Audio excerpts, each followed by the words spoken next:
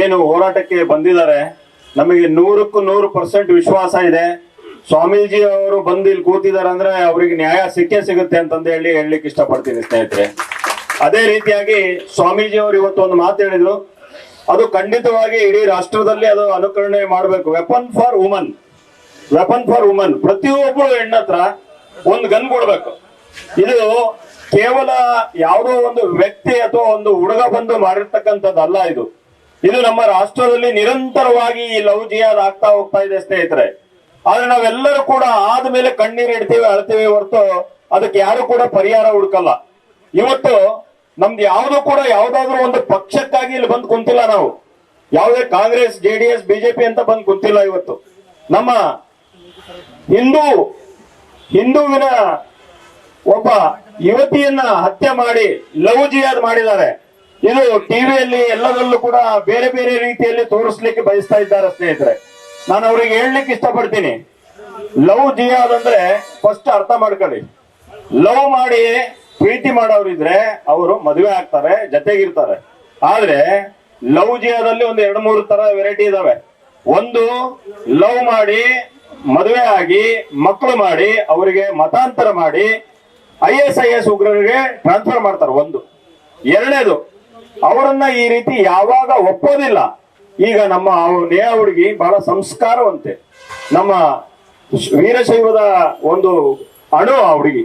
ಅಂತ ಕಡು ಹುಡುಗಿಗೆ, ಆ ಹುಡುಗಿಗೆ ಸಂಸ್ಕಾರ ಇರ್ತಕ್ಕಂಥ ಹುಡುಗಿನ ಅವಳು ಯಾವಾಗ ಈ ಲವ್ ಜಿಹಾದಿಗೆ ಒಪ್ಪಿಲ್ಲ, ತಿರಸ್ಕಾರ ಮಾಡಿದಾಳೆ. ಅವಾಗ ಅವರು ತಿರಸ್ಕಾರ ಮಾಡಿದ್ದಕ್ಕೆ ಏನ್ ಮಾಡಿದ್ರು, ಆ ಹುಡುಗಿನ ಕೊಚ್ಚಿ ಕೊಚ್ಚಿ ಕೊಚ್ಚಿ ಕೊಂದರು. ಹಾಗಾಗಿ ಈ ಕೇವಲ ನೇಹ ಅಂತ ಅಷ್ಟೇ ಅಲ್ಲ, ಇಡೀ ರಾಷ್ಟ್ರಾದ್ಯಂತ ಈ ತರ ಲವ್ ಜಿಹಾದ್ಗಳು ಬಹಳಷ್ಟು ಆಗ್ತವೆ, ಬೆಳಕಿಗೆ ಬರಲ್ಲ. ಆದ್ರೆ ಈ ಹೋರಾಟದಲ್ಲಿ ದಿಂಗಾಲೇಶ್ವರ ಸ್ವಾಮೀಜಿಯವರು ಮತ್ತೆ ಎಲ್ಲ ನಮ್ಮ ಸಂತ ಮಹಾತ್ಮರು ಇವತ್ತು ನಾವೊಂದು ಗಟ್ಟಿ ನಿರ್ಧಾರ ತಗೊಂಡಿವಿ. ಅವರ ವಂಶಕ್ಕೆ ಅಥವಾ ನೇಹ ಅವರ ತಂದೆ ತಾಯಿಗೆ ಹಾಗೂ ನೇಹನ ಆತ್ಮಕ್ಕೆ ಶಾಂತಿ ಸಿಗಬೇಕು ಹಾಗೂ ನ್ಯಾಯ ಸಿಗಲೇಬೇಕು. ಅಂದ್ರೆ ಈ ಸರ್ಕಾರಕ್ಕೆ ನಾನು ಹೇಳಲಿಕ್ಕೆ ಬಯಸ್ತೇನೆ, ನಿಮಗೆ ಶೂಟ್ ಔಟ್ ಮಾಡ್ಲಿಕ್ಕೆ ಅಂತೂ ತಾಕತ್ತಾಗ್ಲಿಲ್ಲ. ಇದೇ UP ಅಲ್ಲೆಲ್ಲ ಶೂಟ್ ಮಾಡಿ ಹಾಕಿದ್ರು, ಬುಲ್ಡೇಜರ್ ಓಡಿಸಿದ್ರು. ಆದ್ರೆ ಇಲ್ಲಿರೋರು ಏನು ಮಾಡಕ್ಕಾಗಿಲ್ಲ. ಅಟ್ಲೀಸ್ಟ್ ಆ ಹುಡುಗಿ ಗಲ್ಲಿಗೆ ಏರ್ಸೋವರೆಗೂ ಕೂಡ ನಾವಿಲ್ಲಿ ಯಾರು ಕೂಡ ಸಂತರು ನಾವು ಅಳ್ಳಾಡಲ್ಲ. ಆ ಉಪವಾಸ ಮಾಡ್ಲಿಕ್ಕೆ ಕೂತ್ ಬಿಡ್ತೀವಿ ಇಲ್ಲಿ. ನಾವು ಆಮಂತ್ರಣವಾಗಿ ಉಪವಾಸ ಇಲ್ಲಿ ಕೂರ್ತೀವಿ ಹೊರತು ಈ ನ್ಯಾಯ ಸಿಗೋವರೆಗೂ ನಾವು ಬಿಡಲ್ಲ ಅಂತಂದೇಳಿ ಹೇಳಲಿಕ್ಕೆ ಬಯಸ್ತೀನಿ ಸ್ನೇಹಿತರೆ. ತಾವೆಲ್ಲರೂ ಕೂಡ ಇವತ್ತು ಯಾವ ಜಾತಿ ಯಾವ ಧರ್ಮ ಅನ್ನೋದಕ್ಕಿಂತ ಒಂದು ಮಾನವ ಧರ್ಮ, ಒಂದು ಹಿಂದುತ್ವದ ಧರ್ಮಕ್ಕೆ, ಹಿಂದೂ ಧರ್ಮಕ್ಕೆ ಅನ್ಯಾಯ ಆಗ್ತಿದೆ.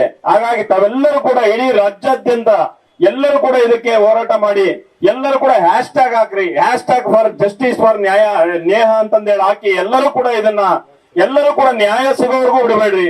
ಹಾಗೂ ಈ ಸರ್ಕಾರದ ಉದ್ದಟತನವಾದಂತ ಹೇಳಿಕೆಗಳನ್ನ ಬಿಡಬೇಕು. ಮುಖ್ಯಮಂತ್ರಿಗಳು, ಗೃಹ ಮಂತ್ರಿಗಳು ಅವರವರ ವೈಯಕ್ತಿಕವಾದಂತ ವಿಚಾರ ಇದು ಅಂತ ಹೇಳಿದ್ರು. ನ್ಯೂಸ್ ಫಸ್ಟ್, ನಿರ್ಭೀತಿಯಿಂದ ನಿಮ್ಮ ಪರವಾಗಿ.